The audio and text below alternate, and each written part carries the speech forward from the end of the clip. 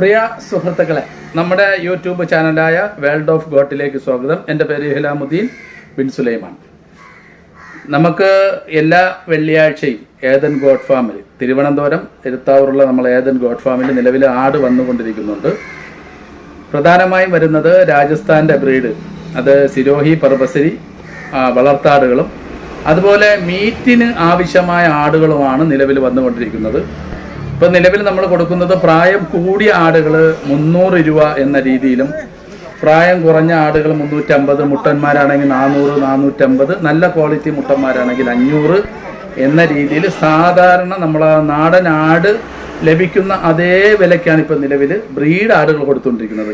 കാരണം നമ്മുടെ കേരളത്തിൽ ആടിൻ്റെ വില വളരെ കൂടി, ഇറച്ചിയുടെ വിൽപ്പന വളരെ കൂടിയപ്പോഴേക്കും ബ്രീഡിൻ്റെ വിലയിലേക്ക് നമ്മുടെ നാടനാടിൻ്റെ വില കൂടുകയും, ബ്രീഡിൻ്റെ വില നമ്മളിപ്പോൾ ദൈവത്തിൻ്റെ അനുഗ്രഹം കൊണ്ട് ഡയറക്റ്റ് നമ്മൾ ഏജൻറ്റുകളെയും മറ്റു കാര്യങ്ങളെയും എല്ലാം മാറ്റി നമ്മളെ രാജസ്ഥാനിൽ ഫാമും സെറ്റ് ചെയ്തു ആ കർഷകരിൽ നിന്ന് നമ്മൾ നേരിട്ടെടുത്ത് ഇവിടെ കൊണ്ട് കൊടുക്കുന്നത് കൊണ്ട് തന്നെ നമുക്ക് എന്ത് ചെയ്യുന്നു, അതുപോലെ ഇതിൻ്റെ ഇടയിൽ വാക്സിൻ എന്ന് പറയുന്ന ഒരു സമ്പ്രദായം നമുക്ക് ഒഴിവാക്കി അത് വാക്സിൻ ചെയ്തിരുന്ന ആടുകൾക്ക് നമ്മൾ വില കൂടുതൽ, അപ്പോൾ കുറച്ച് ബുദ്ധിമുട്ടി സാർ കർഷകർക്ക് ബുദ്ധിമുട്ടാൻ തയ്യാറാണെങ്കിൽ വില വളരെ കുറച്ച് കിട്ടുന്ന രീതിയാണ് ഇപ്പോൾ ഉള്ളത്.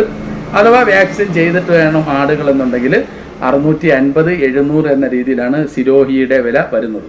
പിന്നെ വീഡിയോയുടെ ഒരു പ്രധാനം, നമുക്ക് ഓഗസ്റ്റ് 20-ാം തീയതി, ഓഗസ്റ്റ് ലാസ്റ്റോട് കൂടി അല്ലെങ്കിൽ 15-നും ഒരു 20-30 കൂടി ബീറ്റൽ ആടുകൾ നിലവിൽ വരുന്നുണ്ട്.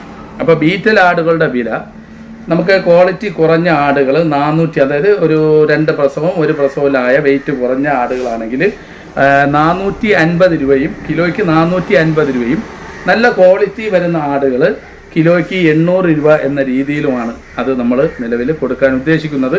അവിടെ പർച്ചേസ് നടന്നുകൊണ്ടിരിക്കുന്നു. വീഡിയോയും മറ്റു കാര്യങ്ങളെല്ലാം ഓഗസ്റ്റ് 10, 15 എന്ന രീതിയിലേ കിട്ടുകയുള്ളൂ. അപ്പോൾ ആവശ്യക്കാരായ ആളുകൾ നമ്മൾ കൊണ്ടുവന്ന് വേണോ എന്നുള്ള രീതിയില്ല, ആവശ്യമായ ആളുകൾക്ക് മാത്രമേ ആടുകൾ കൊണ്ടുവരുന്നുള്ളൂ. അപ്പോൾ എൻ്റെ നമ്പർ 98 95 48 96 95 ഗൂഗിൾ പേ, ഏദൻ ഗോട്ട് ഫാമിൻ്റെ ഗൂഗിൾ പേ നമ്പർ.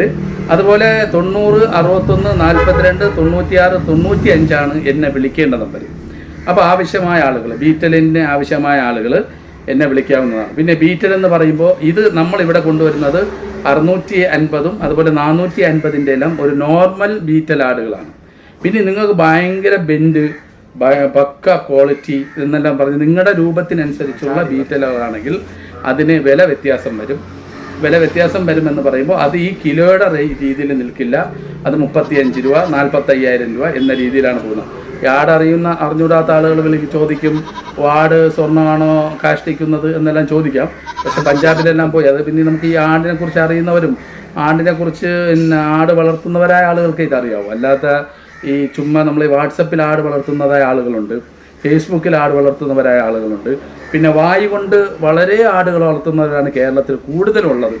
ഇവരെല്ലാം കൂടിയാണ് കേരളത്തിലേക്ക് ആട് കാർഷിക മേഖലയിലേക്ക് ഇറങ്ങി വളർത്താൻ താല്പര്യപ്പെടുന്നവർ വരെ നിർത്തി ഇപ്പം നിലവിൽ ആടുകൾ കിട്ടാൻ പറ്റാത്ത രീതിയിലേക്ക് മാറ്റിയത്.